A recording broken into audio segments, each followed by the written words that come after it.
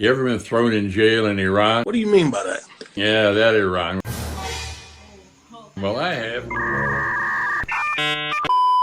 My name's John Graham. I'm the badass granddad you didn't know you had. I'm here to tell you more stories from my adventures and offer some tips on taking risks and living a life with meaning, courage, and passion. Anyway, a while back, I was hitchhiking around the world, not the oceans, the land parts of it, and I found myself in Jeddah on the coast of Saudi Arabia, about 50 miles from Mecca, the Muslim holy city. I wanted to get into Jeddah to see it for myself, but non-Muslims were forbidden from going there. So I thought I would put on a disguise and sneak in anyway. So I tried. I got about a mile down the road, and the religious police picked me up, saw through my disguise, put me in jail. I didn't know what was going to happen, but the Saudis are tough. They cut off people's hands for stealing chickens. But all these people do is give me 24 hours to leave the country. So I have to fly out of the country. And the only plane I could fly out on was heading for Tehran, the capital of Iran. So I arrive in Tehran airport in the middle of the night. And there's a sleepy immigration official who just waves me through. So I assume I'm there without a visa and it's okay.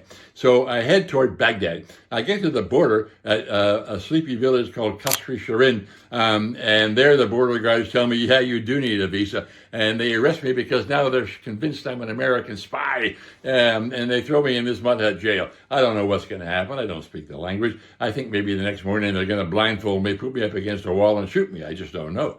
Turns out that they don't do that. They take me under armed guard all the way back to Tehran, where my luck changes, and a Harvard-educated magistrate just calls me a damn fool and throws me out of the country. That's the second country in a week that I've been thrown out of, and he throws me out to Baghdad.